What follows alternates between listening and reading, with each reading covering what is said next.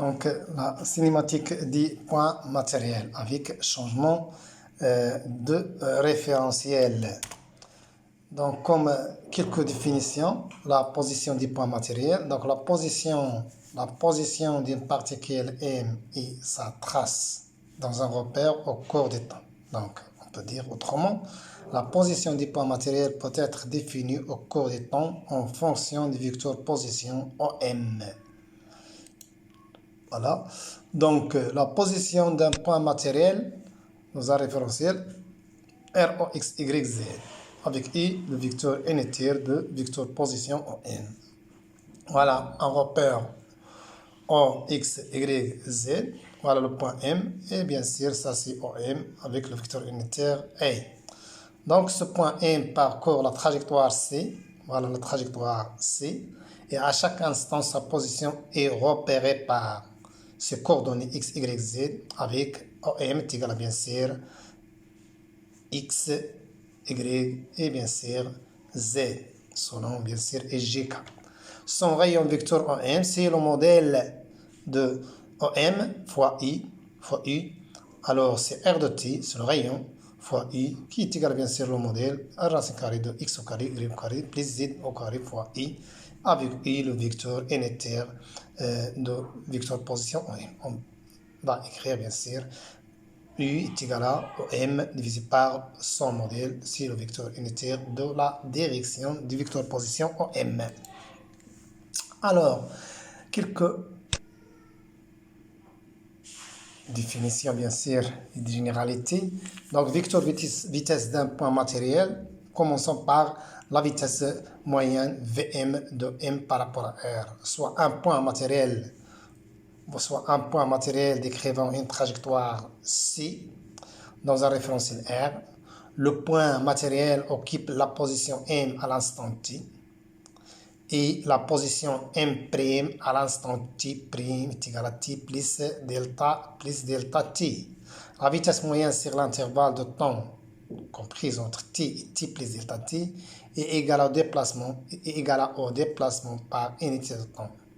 On écrit la vitesse moyenne n'est autre que le vecteur position M' divisé par delta T, c'est-à-dire T' moins T, qui est égal à bien sûr, en utilisant la relation de Charles, MO plus OM' divisé par delta T, qui est égal à OM' moins OM par rapport à delta T. Donc, on peut décrire ça de manière sous forme, en fonction bien sûr des composantes. Donc, Vm de M par rapport à R est égal à x de t plus delta t moins x de t divisé par delta t. Selon G, bien sûr, donc c'est y de t plus delta t moins y de t sur delta t et z de t plus delta t moins z de t sur delta t. Autrement, c'est delta directement, c'est égal à delta x sur delta t, égal à aussi, selon G, delta plus bien sûr delta y sur delta t selon G et la composante selon K c'est delta z sur delta t. Voilà l'expression analytique bien sûr de la vitesse moyenne. Vitesse instantanée. Donc comment définir la vitesse instantanée?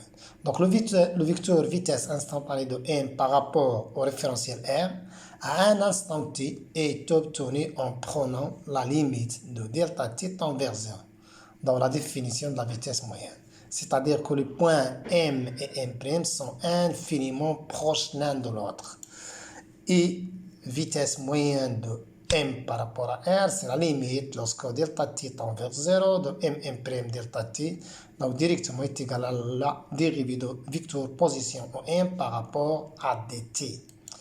Voilà. Et bien sûr, la trajectoire, voilà une trajectoire d'un point matériel M. Donc, on peut aussi représenter le vecteur position au point M directement si c'est un vecteur qui est tangentiel à la trajectoire et bien sûr leur origine si le point matériel M à l'instant T bien sûr. Voilà. Donc, toujours peut écrire aussi que le vecteur instantané est égal à la limite de M' delta t fois la limite lorsque delta t tend vers 0 M' divisé par son modèle. C'est-à-dire on a multiplié par le modèle M1' divisé par le modèle M1'. Donc le premier terme, M1' c'est delta t n'est autre que le modèle de la vitesse, bien sûr, le modèle de la vitesse. Alors, le deuxième terme, ce facteur C, c'est le vecteur divisé par son modèle, c'est-à-dire le vecteur unitaire qui est le vecteur unitaire tangente à la trajectoire. Donc, toujours la représentation de la vitesse, il est tangentiel et bien sûr, il est aligné avec le vecteur unitaire tangentiel à la trajectoire.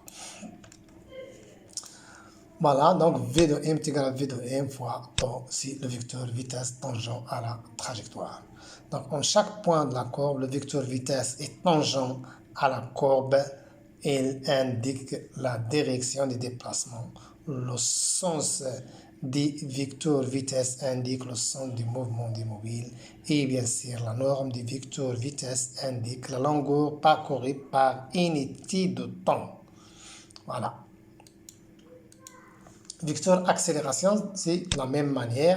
L'accélération moyenne sur l'intervalle de temps t plus t delta t est égal à la variation de vitesse par unité de temps, c'est-à-dire que gamma de m est égal à delta v sur delta t est égal à v de t plus delta t moins v de t sur delta t. C'est l'accélération moyenne. On peut obtenir l'accélération à l'instant t, c'est-à-dire l'accélération instantanée, on fait tendre bien sûr delta t vers 0 dans l'expression de l'accélération moyenne. Dans cette expression-ci, c'est bien sûr l'intervalle t plus delta t.